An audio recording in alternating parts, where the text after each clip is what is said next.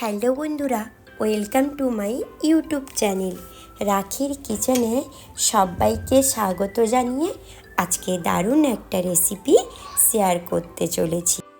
আজকের রেসিপি কুমড়ো পাতার বড়া। আর এই কুমড়ো পাতার বড়া রেসিপিটা খুবই একটু ইউনিক পদ্ধতিতে। তো চলো বন্ধুরা, পুরো ভিডিওটা দেখতে থাকো। এখানে আমি 2 কাপ মতো মসুর ডাল নিয়েছিলাম, আর সেটাকে বেশ খানিকক্ষণ ভিজিয়ে রেখেছিলাম, প্রায় ওই ধরো না 1 ঘন্টা মতো। আর ভালো করে ধুয়ে এটাকে জল ঝরিয়ে নিয়েছি। আর জল ঝরানোর পরে এটাকে পেস্ট করে নেব। তার সঙ্গে নিয়ে নেব কিছুটা কাঁচা লঙ্কা, আর নিয়েছি কিছুটা আদা, আর নিয়েছি কুচানো একটা বড় সাইজের পেঁয়াজ।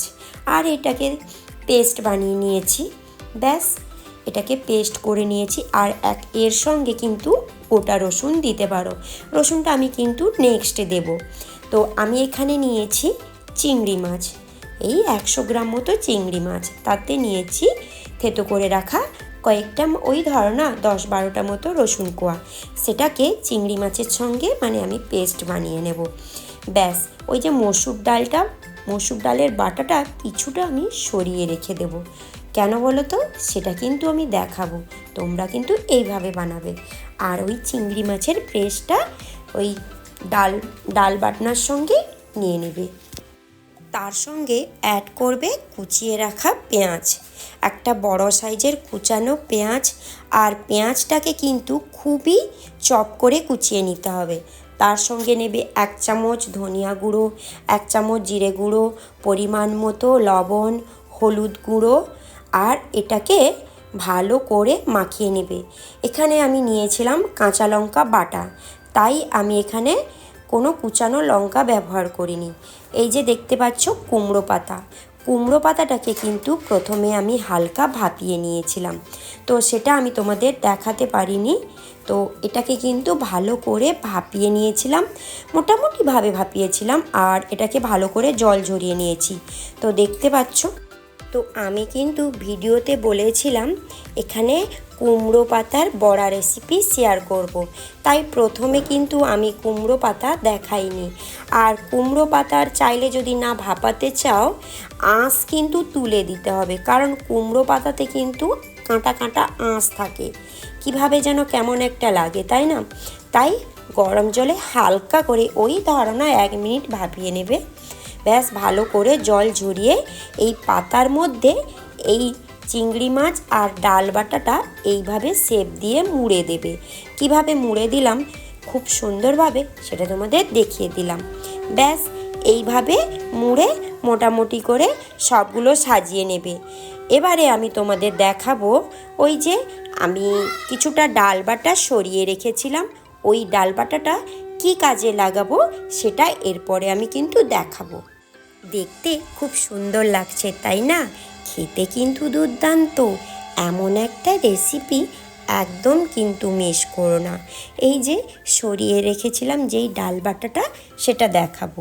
তাতে দেব পরিমাণ মতো লবণ, আর আমি দেব জিরে গুঁড়ো।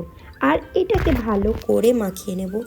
আর এখানে যা যা মশলা অ্যাড করতে পারো, গরম মশলাও অ্যাড করতে পারো। তো আমি এখানে লবণ আর জিরে গুঁড়োটা দিয়েছি। আর এটা কিন্তু উপর থেকে আমি এইভাবে দিয়ে দেব। আমি এখানে কিন্তু চিংড়ি মাছটা দিইনি, চিংড়ি মাছের পুরটা দিয়েছি ভেতরে, কুমড়ো পাতার ভেতরে। আর এইভাবে কিন্তু উপর থেকে ডাল বাটাটা দিয়ে এইভাবে কিন্তু উপরে মাখিয়ে নেব। দেখতেও ভালো লাগবে, আর খাওয়ার সময় তো দুর্দান্ত লাগবে। প্রত্যেকটা লাউ পাতাকে লাউ পাতা বললাম, তো কুমড়ো পাতাকে এইভাবে কিন্তু ভিতরে পুর দিয়ে মুড়ে উপর থেকে কিন্তু ডাল বাটা দিয়ে মাখিয়ে নিতে হবে। একে একে এইভাবে রেডি করে কিন্তু রেখে দিতে হবে। তো চলো, আমার কিন্তু রেডি হয়ে গেছে। এগুলো এবারে ভেজে নেওয়ার পালা। তো দেখতে পাচ্ছ, দেখতে কিন্তু দারুণ লাগছে। এরপরে ভেজে নেওয়ার পালা।